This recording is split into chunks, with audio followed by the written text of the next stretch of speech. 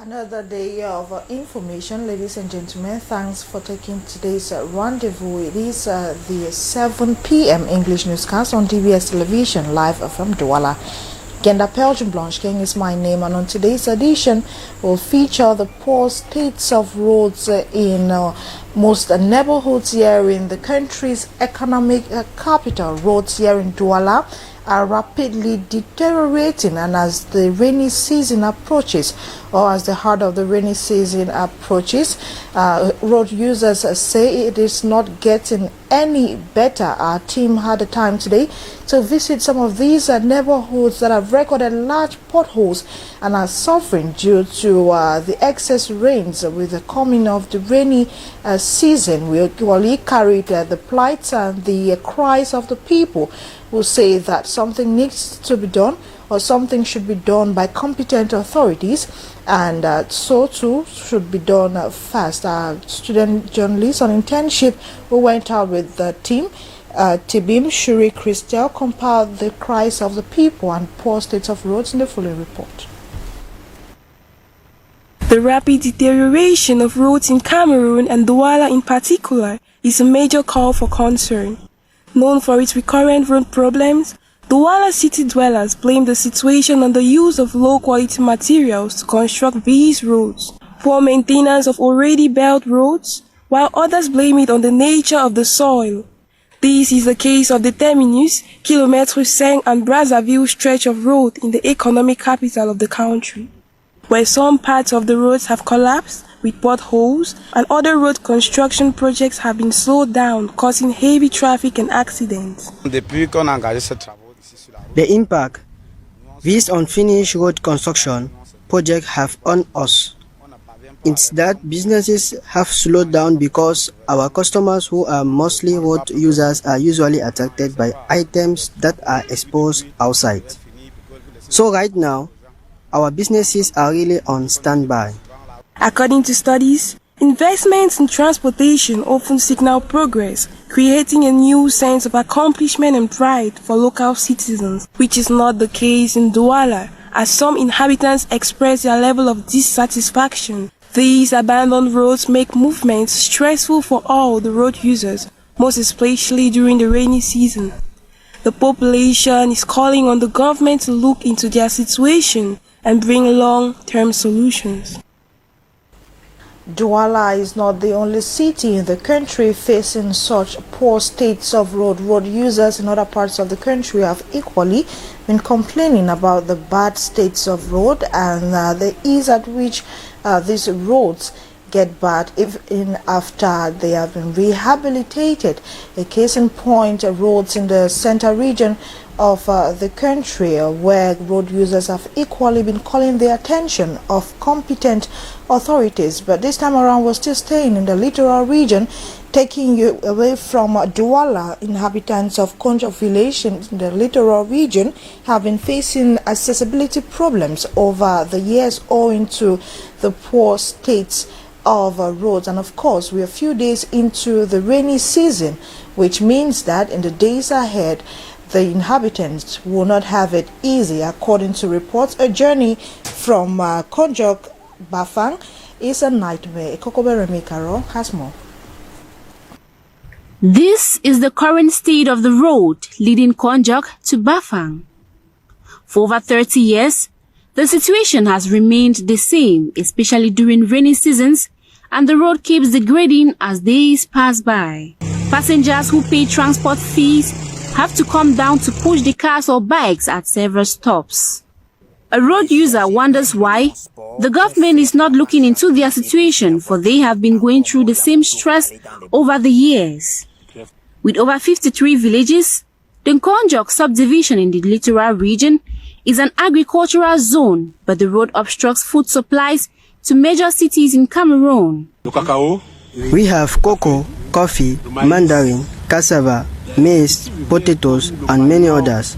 These foodstuffs get gotten at times because it cannot be transported. Seeing the state of the roads, a driver needs courage to be able to drive past his car or motorbike on this degrading road stretch.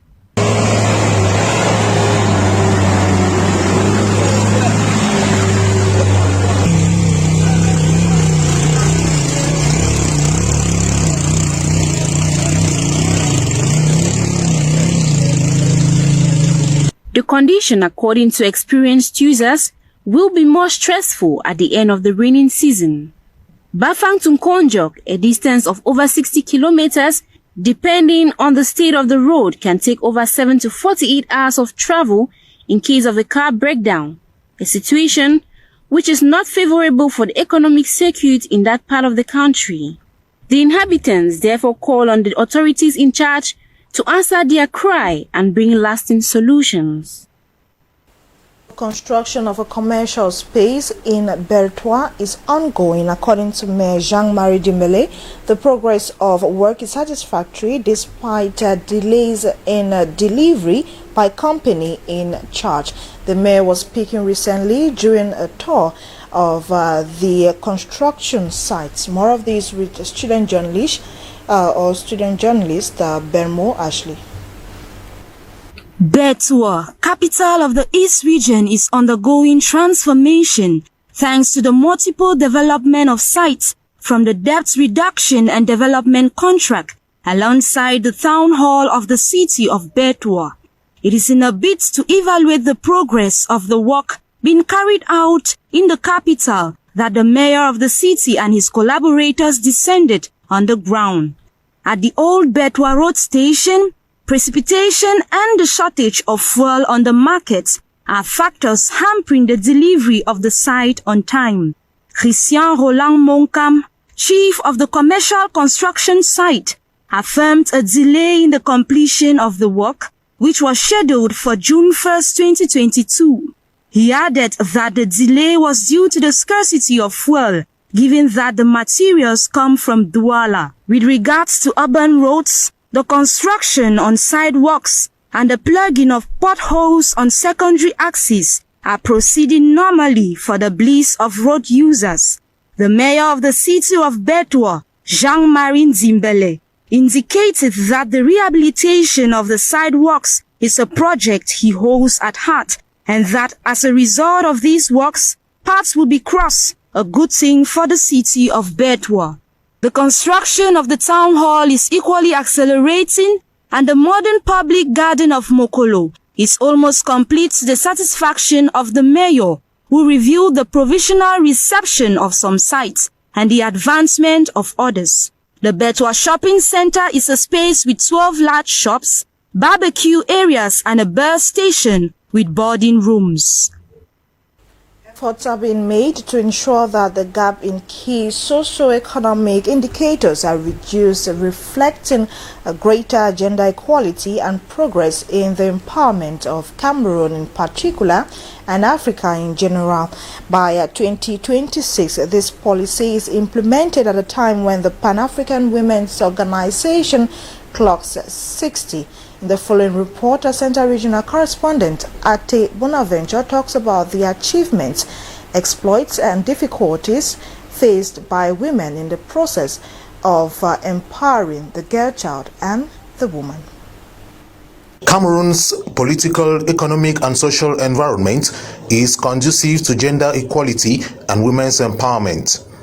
The country signed most international and regional conventions and treaties on the protection and promotion of women's rights.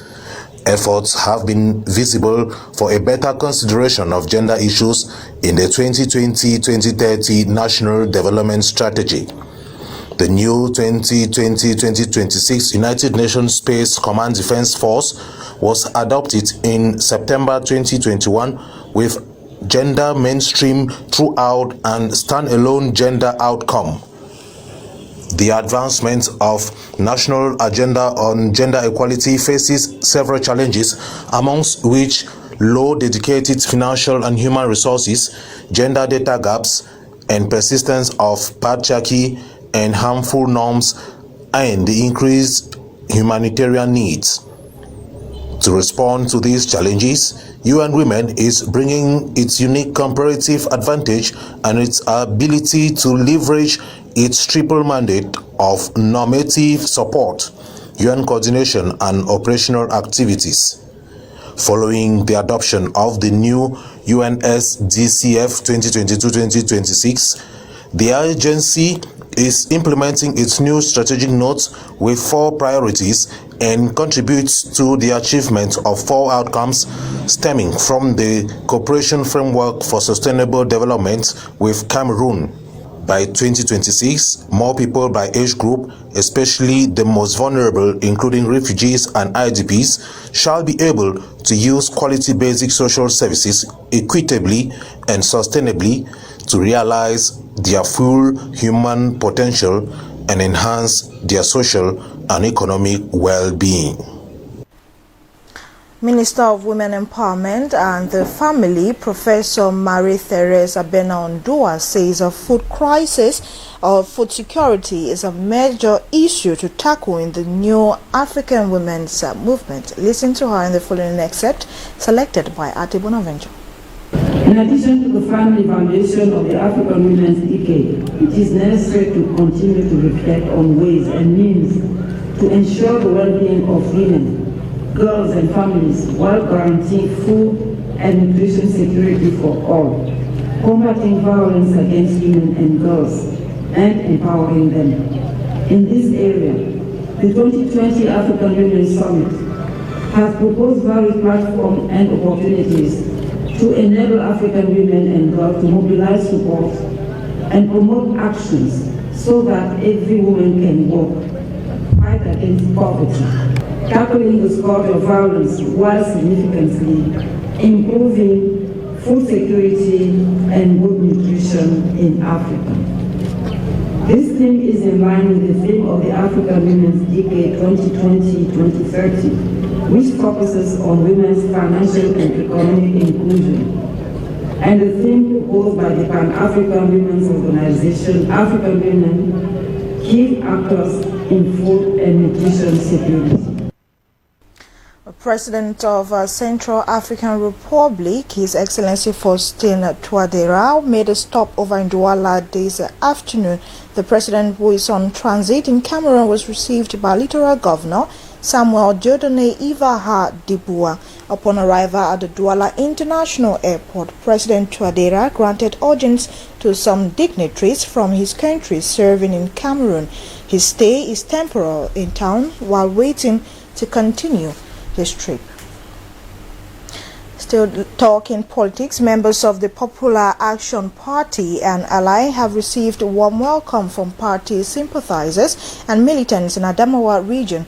The party is currently on a nationwide tour with key message to youths of engagement in civic and political participation, mobilizing for voters registration.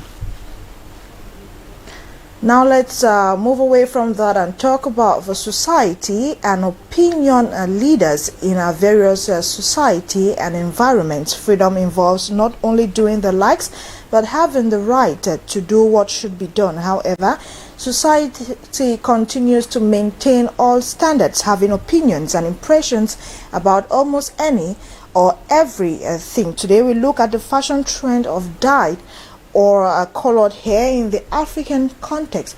What does the African society say about dyed or colored hair is what student journalist or intern has compiled in the following report. Joe Jabda Hilary. Tinted locket hair is a fashion style which many are slowly adopting nowadays, both men and women. Given their reasons for doing so, the society has different impressions on people who keep tinted lockets, especially those with extravagant colors like pink, blue, green, white, and others.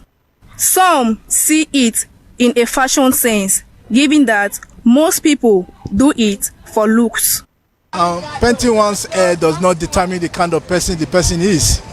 Yeah, you could even meet somebody that the hair is not paint, but it's a different person. So me, I believe it's a fashion. Contradicting the idea, others think one with tinted hair is more of an irresponsible person, like a thief, prostitute, or a rascal. A city dweller who chose to remain anonymous says, as a woman, maintaining long hair is expensive, and so many tint their hair for financial reasons, while others do it for a new look, given that It also saves time for busy women, while men do it for looks and fashion. According to general opinions, keeping tinted lockets is not professional and mostly done by celebrities. Apart from lockets, women also wear tinted wigs, braids, cornrows, and others. Thanks to Intern Hillary Chapter for that insight or that feature story about low and colored hair. Now let's talk discovery. Today we give honor to whom honor is due. The Ambas Bay dance of the Sawa people in Cameroon, an energetic and highly communicative dance accompanied by folk music or Ambas Bay music. Enjoy.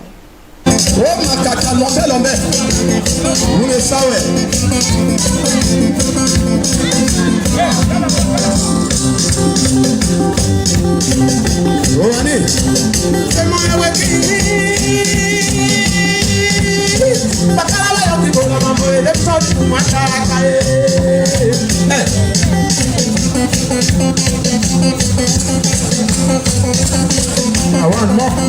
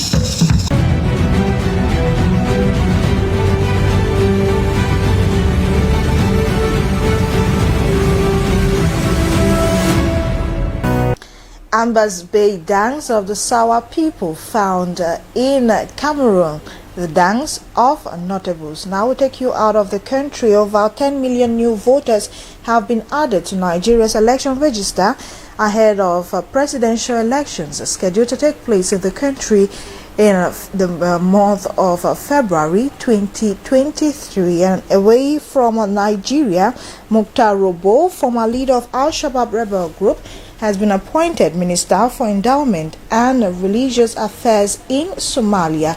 Rugia Tububa with Foreign News. Nigeria has added more than 10 million new voters to its election register ahead of a presidential vote next February.